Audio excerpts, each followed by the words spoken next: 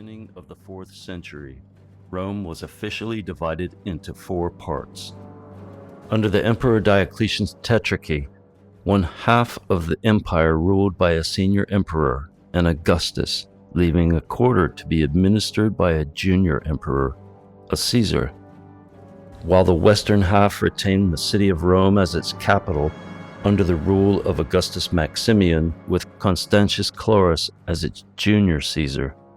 The eastern half established Byzantium as its capital, ruled by Augustus Diocletian, with Caesar Galerius as his junior. Following the retirement of Diocletian and the death of Constantius Chlorus, a new race for power began, resulting in the abdication and later death of Maximum by his new opponent Constantine. Constantine, son of Constantius Chlorus, it was now Maxentius, son of Maxian, against Constantine, competing for the purple in Rome. Having already defeated Galerius, Diocletian's former junior, and a supporter of Constantine, Maxentius waited in the city of Rome for Constantine to arrive. It will be October 28, 312 CE. On Via Flaminia, Constantine's army would march on to engaging with Maxentius' overwhelming force. What stood between Constantine and his foe was the Tiber River.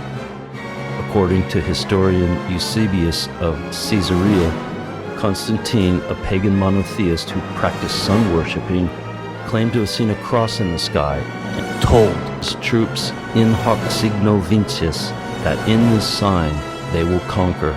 And he had his troops paint the sign on their shields. There, on the other side of the Tiber, Maxentius' troops waited on the banks of the Tiber. Although the original Milvian bridge was cut by the emperor, he had a bridge of boats arranged for his troops in case of a need to retreat. Historian Lactantius wrote, "The enemies advanced, but without their emperor, and they crossed the bridge. The armies met and fought with the utmost exertions of valor, and firmly maintained their ground." Relying on the prophecies from the Sibylline books, Maxentius was convinced of his victory. Lactantius wrote that Maxentius went to the field, the bridge in his rear was broken down. At the sight of that, the battle grew hotter. It was the charge of Constantine's cavalry that routed the forces of Maxentius. Lactantius wrote that the emperor fled towards the broken bridge, but the multitude pressing on him, he was driven headlong into the Tiber.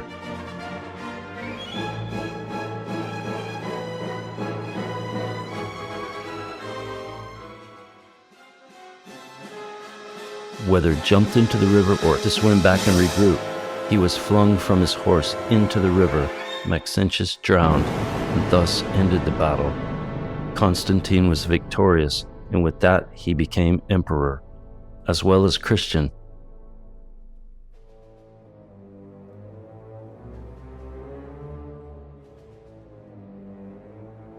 Less than 4 months after the battle, Emperors Constantine and Licinius granted religious tolerance to Christians in the Roman Empire under the Edict of Milan, 313 CE.